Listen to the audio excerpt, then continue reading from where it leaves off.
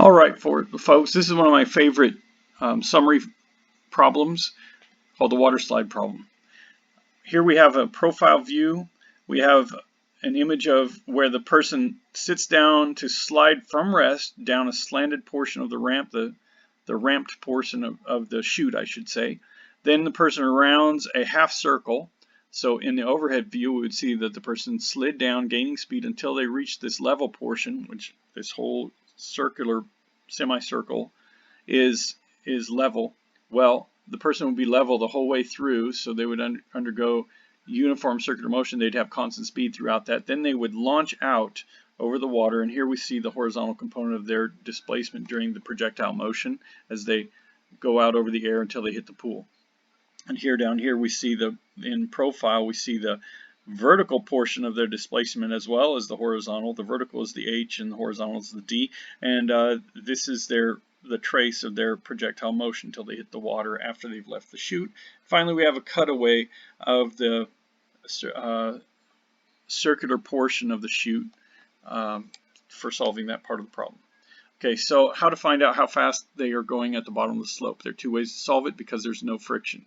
If there was friction but we didn't know how much there was or something like that, we would have to use it would make this problem more challenging. Right now we can use either Newton's laws of kinematics or conservation of mechanical energy. So how would we solve it with Newton's laws of kinematics? Well, I've represented the rider with the blue dot. The rider's supposed to start at the top, but just so I could fit all my vectors in my vector diagram there, I moved him down a ways. Okay, so here are these vectors, and they're the ones you're familiar with. This is the normal force provided by the surface perpendicular to itself. Here's the gravity force. Here are the components of gravity, the perpendicular component of gravity and the parallel component of gravity. And the perpendicular component of gravity here is canceled by the normal force, and so the net force is going to be this parallel component of gravity. And so there's a formula for it, mg sine theta, because remember that theta ends up in the upper portion of the vector diagram when we've properly drawn it. Okay, so using Newton's second law, we can see the sum of the forces is the parallel component of the gravity force, and we divide it by the mass, and you're going to get that A equals g sine theta. Then you need one of your constant acceleration formulas. We'll use the tail of two squares probably. Here's the final velocity that you need. Initial velocity was 0, A is g sine theta, and x minus x naught is L. If we're going to use energy, we're going to need to talk about gravitational potential energy being converted into kinetic energy. It's going to be conserved because there's no friction involved. But we need a height for gravitational potential energy. So here's how we do it. The height would be the length L, which is the hypotenuse here, times the sine of the angle. So if mechanical energy is conserved, then the initial mechanical energy equals the final mechanical energy. Our mechanical energy in this situation has nothing to do with rotation, like rotational motion, kinetic energy, rotation, anything like that. So we've got gravitational potential energy with plus kinetic. We've got the initials and the finals. Since everything has a mass, every term in here has a mass in it, you could divide both sides by mass, and it would cancel the mass out of every single term. So we're left with this. And the rider's initial velocity is 0. So the kinetic energy portion of the initial energy is 0.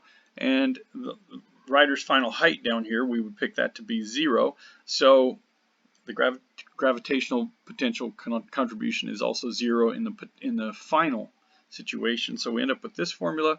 And what are you putting in for H? You're putting in L sine theta, and then just solve for V. All right. Next, we need to talk about the angle that the rider's rear would make relative to the horizontal. That's basically what we're saying here. We're talking about a cutaway view out of the cross section of that circular portion of the chute, the semicircular portion of the chute.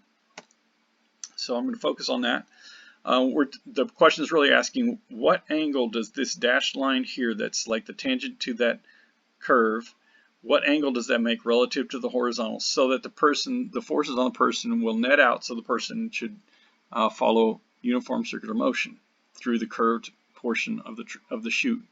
Well, uniform circular motion requires a net force of centripetal That's a centripetal force.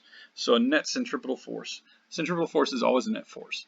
Okay, so what's going to be providing this force? It's going to be the normal force. The normal force is going to provide its centripetal force, and what else? It's going to be also providing a cancellation of gravity's force, so the person stops riding up and doesn't slide downward vertically. Now notice these arcs filled in, these blue ones, and by alternate interior angles, this blue one here must be theta. And since this here is the complement to theta, because the normal is by definition perpendicular to this dashed line, this tangent to the circle, then since this black arc represents the complement to theta, and the sum of the and for a right triangle, the two non-right angles must be complementary, then this blue arc must also represent theta, a measure of theta degrees. Okay, so what do we have here that helps us solve? Well, we already know a formula for the centripetal force acting on the person. That's the mass times the centripetal acceleration. The centripetal acceleration is tangential velocity squared over the radius. When you combine those two, you get centripetal force equals the mass of the rider times tangential velocity squared over the radius. And this radius here is the radius of curvature of the semicircular portion of the chute. And the big R, this is the big R that's given to you. And this is the person's speed that you found they had at the bottom of the ramped portion of the chute. And that's the person's mass. Well, that would be this horizontal portion, this adjacent side of this angle, or well, it might be opposite if you're thinking in terms of the blue arc. And then we know that the gravity force is equal and opposite to this opposite side, or it might be the adjacent if you're thinking relative to the blue arc. Okay, so we would probably like to do things in terms of the blue arc because that's going to get us our answer. Our answer is what angle does the person's rear make relative to the horizontal, and that's theta. So this blue one up here is theta. So here's its opposite, here's its adjacent, and you should be able to use inverse tangent to find that angle. All right. Finally, we need to talk about the projectile motion as the person comes out of the chute. Well, how fast are they going as they come out of the chute? They're going the same speed that they were at the bottom of the ramped portion. They're going at constant speed all the way through here, and that's their launch speed, and it's perfectly horizontal. And so here's their displacement in the vertical during the projectile motion. Here's their displacement in the horizontal during the projectile motion. So how can we solve those things? Well, in the vertical, we need to solve for time. We need to know how much was the time, the hang time of the person, and during their flight here. And then we're going to be able to multiply that time by their constant horizontal velocity.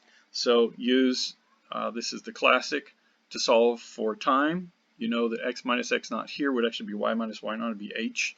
And their initial vertical velocity would be 0, and so you can just solve that for time. Then what are you going to do with it? Well, you're going to put it into this formula, and you know that d is the displacement there, and so you can just, you're solving for d, and you know how fast they're going. So you're going to know the time from solving this classic for the constant acceleration part of which is the vertical part of the projectile motion. This is the formula for the horizontal part of the projectile motion, and you'll take the time times the constant velocity that they had, or times the velocity they had, and which is going to be constant horizontally, and you can solve for the displacement. I'll let you do the derivation. I think that's a really important part, so that fourth question I'm leaving to you.